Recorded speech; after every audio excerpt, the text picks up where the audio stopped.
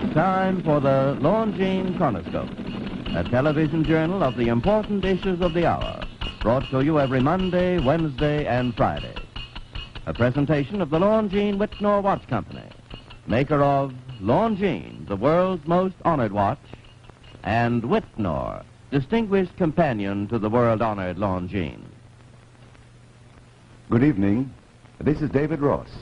May I introduce our co-editors for this edition of the Longines Chronoscope, Mr. William Bradford Huey and Mr. Robert Colborne, an editor of Business Week magazine. Our distinguished guest for this evening is Mr. Paul C. Aebersold, director of the Isotopes Division of the United States Atomic Energy Commission. Mr. Aebersold, you, of course, have just arrived from that fabulous place, Oak Ridge, Tennessee, and I believe you've spent most of your adult life in atomic energy, so I'm sure that you're equipped to give our viewers an up-to-the-minute report on developments in the atomic energy field. First of all, sir, can you illustrate simply for us how extensive the atomic energy program is today? Well, the atomic energy program is big business. It's about as large as any of the largest corporations in the United States at the present time. When our expansion program is complete... Not quite as big as U.S. Steel. Not quite as big as U.S. Steel, but it'll be about $8 billion at the end of this expansion period, which means about $200 or more per family invested. In other words, every American family now has $200 invested in atomic energy. That's a total of about $8 billion. That's right. Everybody. How many people are working for it now? About 100,000 people work on the program and operations and construction. There's a large... Those people aren't directly working for the government. These people don't work for the government. Only about 6,000 people work for the Atomic Energy Commission itself, so that most of the work is actually done by private industrial contractors. Well, is atomic energy a government monopoly at the moment? Well, in some senses it is, because legally certain functions can only be done by under government supervision. But the Commission is exploring ways of having certain phases of atomic energy program taken over by private enterprise. Now, what are your specific responsibilities in the program, sir? Well, I'm concerned with peacetime applications or byproducts of atomic energy called radioisotopes. These are radioactive atoms that we make at Oak Ridge with the reactor. Can you explain that a little more, Mr. Aebersold? Well, of course, that's a technical term, but I think it'll become as popular someday as radio, television, all other terms that were technical at one time. Can you show our viewers can you illustrate just what an isotope is? Yes, they're radioactive atoms. I have a couple of bottles here. This is a bottle of radioactive iodine. This is a bottle of radioactive phosphorus. And we can make radioactive forms of all the elements around us here. That bottle of iodine is just like any other iodine, except some of the atoms in it they give off radiation. Yes, by radioactive I mean that they give off rays, atomic rays, that and you can detect those with an instrument. Like those from radium and X-ray machines and so on. These give off similar radiations. All right, now what can you do with that bottle of iodine that you couldn't do with a bottle of ordinary iodine? Well, these radioactive iodine atoms can be traced because of the atomic rays that they give off. One can follow them with atomic instruments. You can follow extremely small quantities of radioactive atoms. You can follow as small as a billionth of an ounce. Well, now, what does that mean? What does that mean in medical research, for instance? Well, they're called tracer atoms because we can put these into a biological system. I mean, a plant or an animal or a man even, and trace where these atoms go. For example, if I swallowed that bottle, the iodine would go to my thyroid just the same as if it were ordinary iodine. It would behave in your system just the same chemically and physically, just like iodine, and your body doesn't know the difference, except that it gives off rays, and you can find out where it is.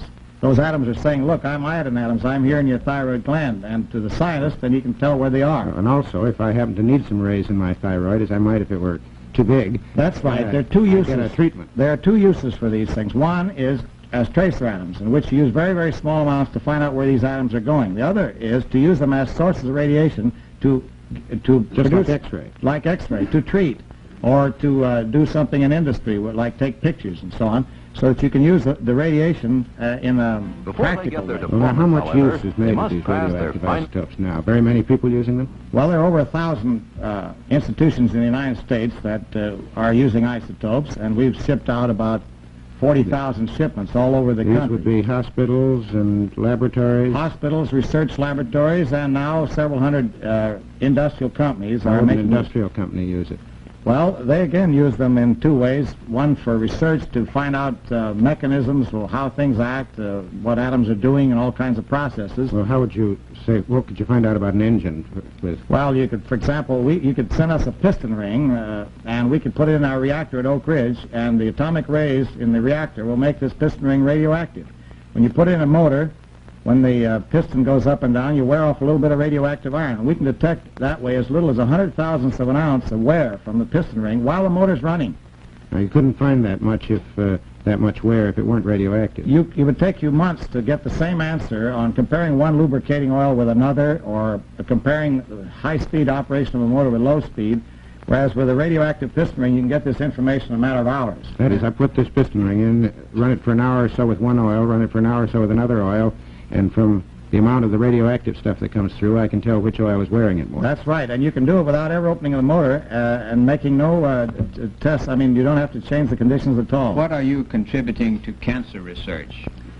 I'm glad you asked that, because we've had a very active program. The Commission not only distributes isotopes for cancer research at reduced prices, they're to about 500 hospitals around the country, but the Commission itself has a large number of research contracts in fundamental biology and medicine, several hundred contracts in universities and research institutions throughout the country. So the Commission has had a very active program to help in cancer research. Well, now, what about agricultural research? Are these isotopes useful in agricultural research? Well, they're used in all fields of research. As a matter of fact, agriculture, pure science, and medicine and industry. Now, in agriculture, they're largely used as tracer atoms. That is, to find out how a plant utilizes fertilizer from the soil, or how the plant takes carbon dioxide from the atmosphere and makes sugar. I'd like to go back to this cancer thing a bit, Mr. Aebersold. Are people curing cancer with isotopes? Well, the word cure isn't very popular in the cancer field, because it's difficult to say that you've had a complete cure. But people can be alleviated of the disease. The symptoms of the disease can be reduced, so that people can live longer and live more comfortably. That is, you can get radiation to a cancer with isotopes more easily than you can with X-ray in some cases. We have machines that have been made using radioactive cobalt, for example, which gives off a million-volt rays of 1,000,000 volts of energy. It's like very high-powered X-ray. That's right, like a very high-powered X-ray, except much cheaper. What about security and secrecy in this field? So you have shipped these isotopes overseas to all the free world, haven't you? That's right. In other words, our government is not imposing any security in this field. We are sharing the peacetime knowledge and uses of atomic energy with the rest of the world. That's right. We're very happy that in this particular field that there is not any security. These atoms are just like atoms of ordinary elements, except they're radioactive. There are other people in the world now who make radioisotopes. There are reactors, or these atomic ovens as we call them, in many other countries today. Well, now, coming back to the atomic energy program in general, sir, was the free world hurt? Did we suffer from the atomic espionage? Well, certainly we did, but I'm happy to say that I don't believe that there are any U.S. scientists of any note that were involved. I think that our own security program was very well handled, and is being well handled today.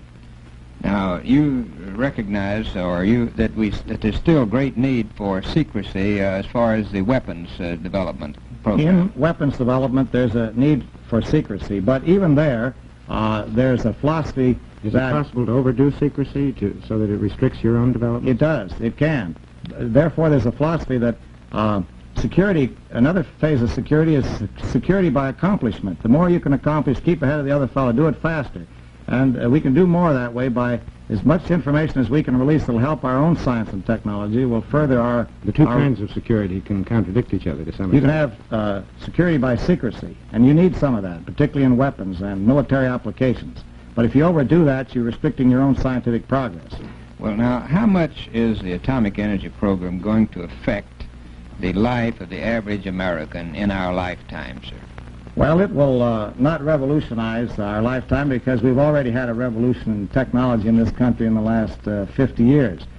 So that it's hard to say that atomic energy is going to revolutionize things. But it will it's a powerful new source of energy. There will be atomic power for useful purposes within the next decade, certainly.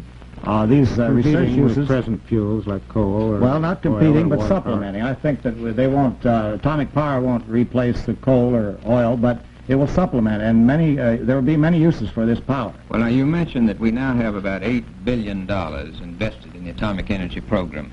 Now, is most of that waste? I mean, is most of that in weapons or in material that can be used only for weapons? I'm glad you asked that, because actually only about 15% or something like that of our expenditures are on a purely military program in which you might not get anything back. But about 75% of the effort is in making this atomic explosives, fissionable material we call them, uranium, get you anything back? uranium and plutonium. And those can be used, that material can be used for useful power, and it's stored there. How would you do that, Mr. Aebersold? Well, you see, this doesn't decay rapidly. Plutonium and uranium don't decay rapidly, and they're just as good as gold, except that they're a source of energy. So we're storing up a future potential source of energy.